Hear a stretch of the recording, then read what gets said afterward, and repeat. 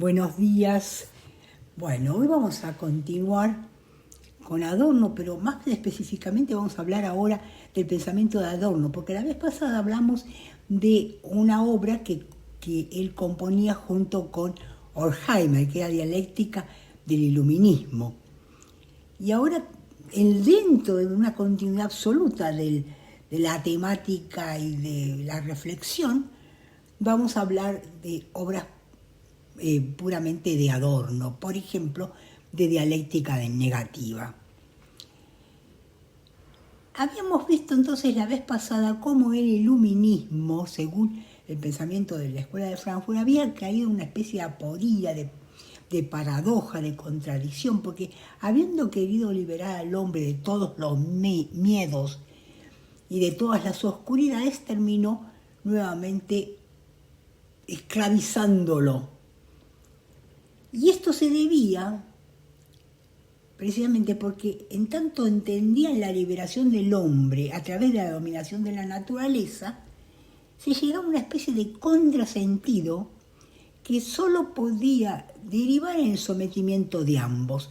O sea, vimos cómo, y el personificado esto en Ulises, él se ejercía dominio sobre su propia naturaleza, se ataba al mástil, se reprimía los instintos y al mismo tiempo sufría el hombre sufre necesariamente las dominaciones externas. O sea que era una especie de paradoja, de contradicción. ¿Y cómo se podía entonces resolver esta contradicción? Y el pensamiento de la Escuela de Frankfurt insiste en que es posible todavía salvar a la razón, pero claro que solo a condición de una autocrítica. O sea, el iluminismo debe autocriticarse, no dejar esa tarea a sus enemigos, que bien verían un retorno a las viejas ataduras, tanto a las internas, o sea, la represión de los instintos, como a las externas que se expresan en la aceptación o acomodamiento a los poderes instituidos. Más tarde, como les decía, Adorno va a retomar el tema en su obra Dialéctica Negativa y en varios otros lugares, y con la pregunta de si es aún posible la filosofía. Y ahí argumentando a propósito de la 11ª tesis sobre Feuerbach, que ya hablamos varias veces, cuando hablamos de Marx, hablamos también la vez pasada, y les recuerdo yo qué decía esa tesis, que hasta ahora, decía Marx en esa tesis, la filosofía ha tratado de interpretar el mundo y ahora es momento de transformarlo. Entonces Adorno, argumentando a propósito de esa tesis, asume su defensa ¿de qué? De la filosofía. Porque dice, la filosofía que antaño pareció superada, sigue viva porque se dejó pasar el momento de su realización. ¿Qué quiere decir con esto? Y con esto quiere decir que como todavía no se ha transformado el mundo, todavía necesitamos de la filosofía para pensar, o sea, necesitamos del pensamiento. Esta sigue viva, ¿no? Como ese esfuerzo de pensamiento. Y entonces aquí el tema se liga con otra obsesión marxista.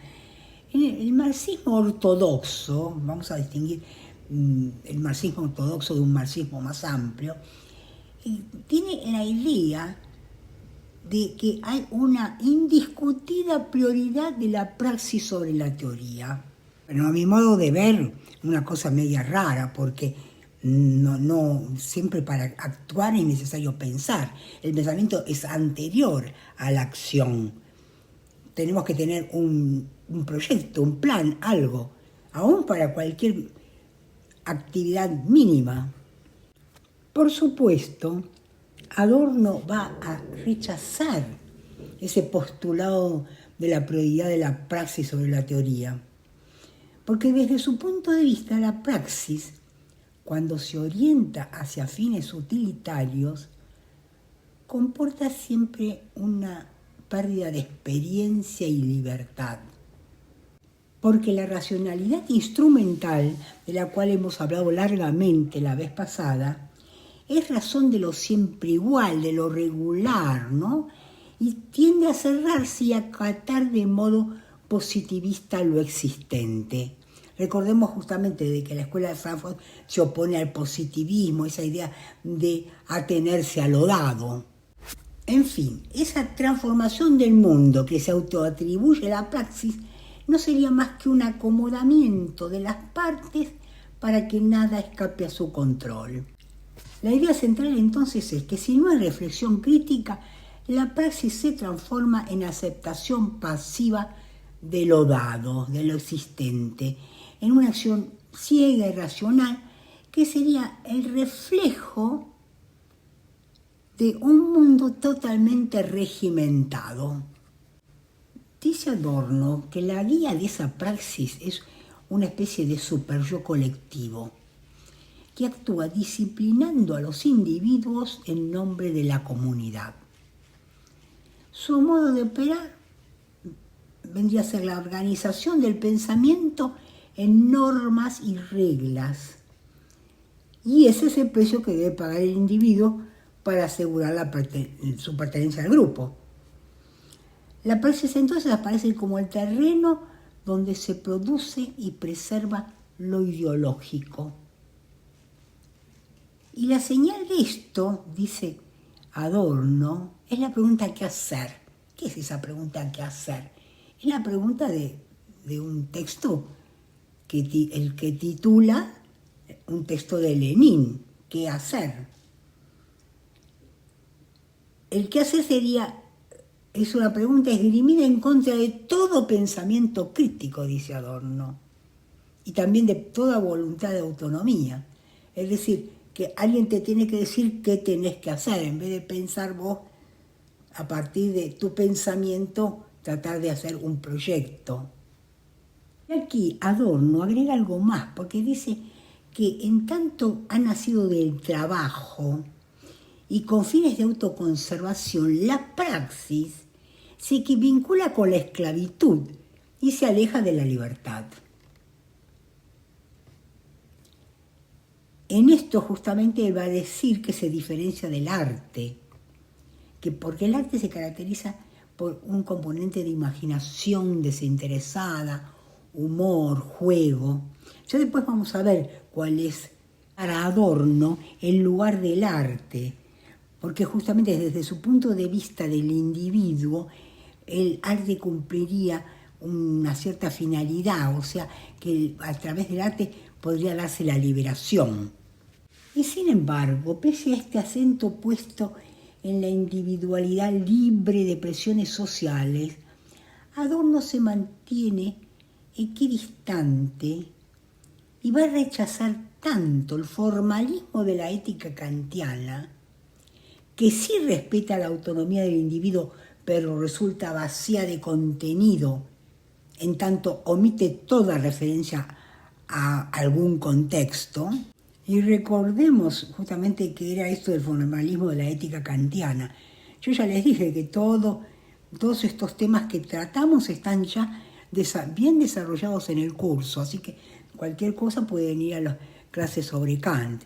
Pero digamos ahora brevemente qué es el formalismo de la ética kantiana. Este consiste en que la ética kantiana está fundada en una máxima universal, lo que Kant llama el imperativo categórico. ¿Y qué dice ese imperativo categórico? Actúa de manera que lo que tú hagas pueda transformarse en máxima universal. Pero aquí el problema es, ¿quién es que me dice qué es lo que puede transformarse en máxima universal? No hay ningún contenido, es solamente una pura forma esta ética, vacía de contenido. Y omite toda referencia al contexto. Entonces se transforma en una especie de universalismo inoperante, Por lo que yo les decía, ¿quién me dice qué es lo que se puede transformar en el universal? Toda ley debe darse dentro de un contexto. Aquí puede resultar buena y aquí no.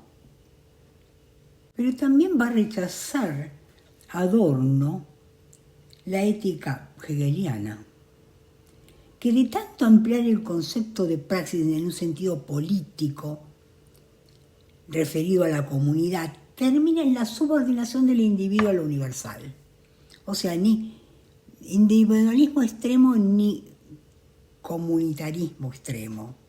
Dice Adorno que la filosofía moral de Kant centrada en el individuo y la filosofía del derecho de Hegel, que pone por encima de todo la comunidad, son ambas falsas.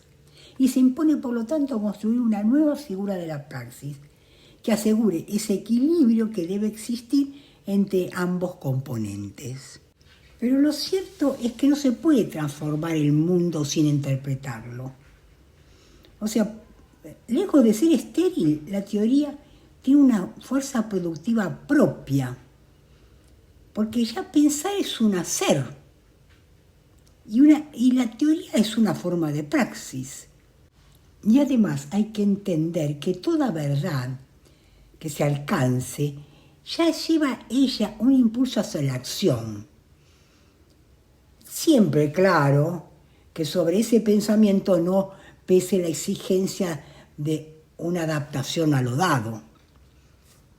Vemos entonces que Adorno rechaza toda praxis irreflexiva, pero no todo tipo de acción.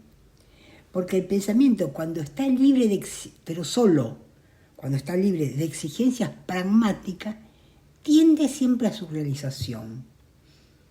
Y dice Adorno esto: solo las teorías que no fueron construidas atendiendo a su posible aplicación resultan en verdad fructíferas. Y ahí sí tenemos un ejemplo del cual hemos hablado en nuestro primer encuentro sobre la Escuela de Frankfurt, que es el ejemplo de todo el movimiento que se produjo en el 68, los movimientos estudiantiles, obreros, etcétera, que retomaban muchas de estas ideas de la Escuela de Frankfurt y sobre todo de Marcuse, que vamos a ver nosotros dentro de unos cuantos encuentros. Ese es un ejemplo en donde una teoría que no fue pensada en función de una praxis fue realmente fructífera. Pensar entonces que la teoría debe constituirse en función de la praxis es un pensamiento antidialéctico, porque la verdad no está ni en una ni en la otra, ni en la teoría ni en la praxis. Y Adorno les recuerda, por ejemplo, a los marxistas ortodoxos, que en toda la obra de Marx no hay una sola receta teórica para la praxis, como tampoco ninguna descripción positiva de lo que sería la sociedad sin clases. Y nos queda todavía la pregunta, que ya hicimos, si es posible todavía la filosofía. Y Adorno a esto responde que la filosofía sigue viva porque se dejó pasar el momento de su realización. Pero por ese mismo motivo, como dijimos, por no haber podido hasta ahora cumplir su promesa, está obligada a una autorrevisión. ¿Y en qué consiste esta? En principio, comenzar con el reconocimiento de su imposibilidad de captar el todo. O sea, la filosofía debe comprender que ella misma es una parte de la realidad y por lo tanto es incapaz de abarcarla toda. Y contra Hegel, dirá Adorno, y esta es una de las frases más significativas de Adorno, la que concentra, digamos, la médula de su pensamiento, dirá Adorno: el todo es lo no verdadero. Y desde allí va a avanzar en la demolición de la dialéctica hegeliana, en tanto fundada en el principio de identidad. Pero bueno, recordemos la dialéctica hegeliana. ¿Por qué? Porque en esta tenemos tres momentos: el en sí, el para sí y el en sí para sí, que vendría a ser la superación de los dos anteriores. Pero en última instancia sería la suma de los otros dos, no hay nada que se le agregue. El tercer momento es idéntico a la suma de los otros dos. Y además Hegel decía que la verdad estaba al fin del proceso, de este proceso dialéctico compuesto de tres momentos. Y la frase de Hegel que sintetizaba todo este pensamiento y a la cual justamente responde Adorno con la que acabamos de decir es: lo verdadero es el todo. A lo cual Adorno responde: el todo es lo no verdadero. ¿Y por qué el todo es lo no verdadero? Y justamente porque ahoga la diferencia. Al pretender captar el todo violenta lo real.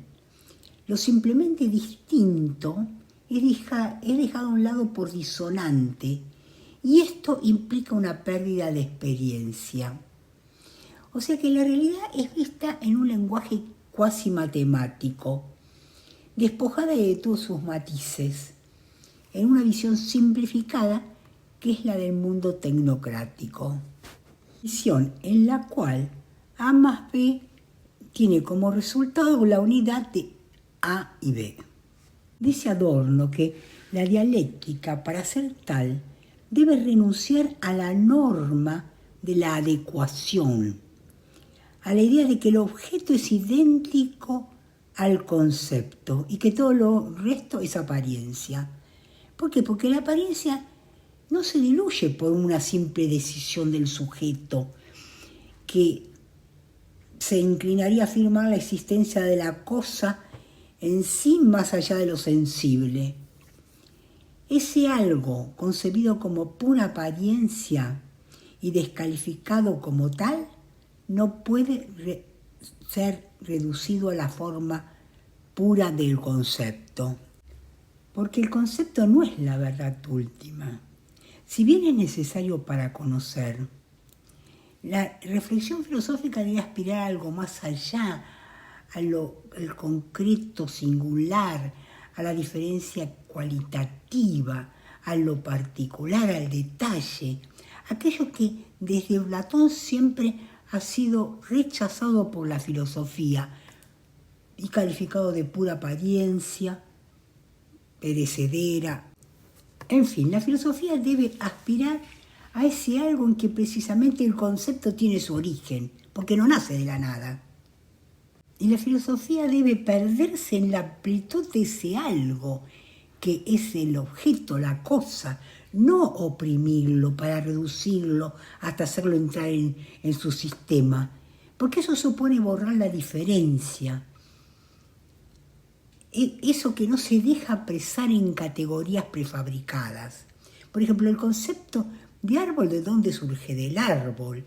Pero yo en el concepto no tengo el árbol y no tengo tampoco referencia alguna a las infinitas variedades de árboles que existen. La filosofía entonces debe ser abierta, móvil, inconclusa. Nada que ver entonces con el sistema, esa rigidez del sistema. Y esto ya lo había comprendido Hegel. Por ello expresó su sistema en forma de proceso, o sea que comprendió la necesidad de dejar que el objeto se desenvolviera para no detener su dinamismo.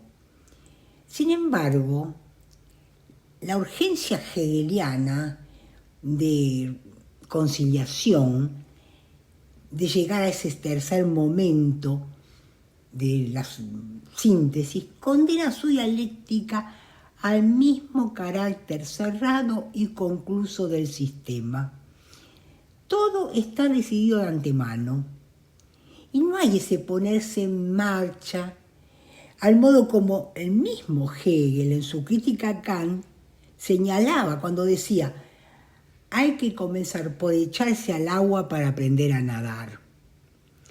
Y algo que Adorno lo describe como un proceder memorioso que trata de captar los distintos momentos por los cuales los objetos han pasado para reconstruir sus facetas olvidadas. En realidad, dice Adorno, el sistema es la forma de pensamiento propia del iluminismo, que nació con la pretensión de iluminar el mundo, pero finalmente, para poner un poco de orden en todo eso, terminó encerrándolo en una cuadrícula, en un esquema estático, y así el iluminismo cumple, dice Adorno, un papel de compensación. Es el instrumento de que se vale el burgués para hacer frente a la angustia que le provoca el caos que él mismo ha originado. En suma, la filosofía devenida dialéctica negativa, y ojo, porque esto de dialéctica negativa es el concepto que introduce Adorno, para hablar de una dialéctica que no esté compuesta por esos tres momentos, sobre todo el tercero en el cual se provoca el cierre, la clausura, que Hegel llama síntesis o superación, sino que esa filosofía devenida dialéctica negativa debe rechazar la seguridad de los sistemas y de alguna manera entregarse ese vértigo que produce lo que carece de fundamento. O sea, tratar de andar sin las muletas de los esquemas ni la seguridad de lo sancionado. Porque dice, la verdad no puede cerrar con facilidad. No puede ser el resultado de una operación lógica, rápida. La verdad se abre siempre a una inmensa variedad de posibilidades que a su vez remiten a otros. Y el pensamiento es precisamente esfuerzo, trabajo, negación de lo dado, algo que pretende ir más allá de toda positividad. Existe, dice, una relación muy estrecha entre libertad, dolor y verdad, sobre la cual el pensamiento trabaja. Porque dice, no hay verdad que no se logre con dolor. Y dolor es justamente lo que se siente ante la imposibilidad de alcanzar ese algo que no se deja reducir. Y en esto consiste la libertad, que justamente hace a la filosofía y lo que la diferencia de la ideología. Porque la ideología sería un pensamiento impulsado hacia lo positivo, hacia lo dado, que busca adecuarse a la realidad. La ideología, dice Adorno, es el pensamiento de la organización burocrática, una forma de opresión colectiva que induce a la aceptación de lo dado. Y aquí refuta el pensamiento de Brecht, que justamente prioriza el punto de vista de lo colectivo. Dice Adorno, no es cierto que el partido con sus 1000 ojos vea más que el individuo. La fantasía exacta de un disidente, dice, puede ver más que 1000 ojos en los que se les impone la unidad. Y en esto, entiendo yo, consiste justamente el respeto por lo diferente, que es fundamental, porque cuanto menos considera el yo a la cosa en su diversidad, en sus matices, cuanto más lo ahoga y no le permite manifestarse en su singularidad, más el yo mismo se degrada, se hace cosa, porque el hombre siempre es prisionero de lo que domina. Por eso depende del objeto que consume y se degrada en todo aquello que somete. Bueno, hasta aquí llegamos. Creo que habrá quedado claro en qué consiste esto de la dialéctica negativa, que justamente es el título de una obra de Adorno. Y luego veremos cuál es la salida de todo esto desde el punto de vista de Adorno. Esto lo veremos en la próxima. Y ahora quiero volver a algo que ya les dije la vez pasada, que es que acá nosotros, sobre todo en esta reunión, hemos hablado de Kant, del esquematismo, de Hegel, de la dialéctica hegeliana, y que todos estos temas ya los hemos visto, o sea, que para mayor claridad los remito a ver las clases referentes a Kant y a Hegel, que son los temas un poco más complejos, ¿no es cierto? Y por último también, como siempre, les digo que me pongan likes, que se suscriban, que activen la campanita, que hagan comentarios. Y esto es todo por hoy y hasta la próxima.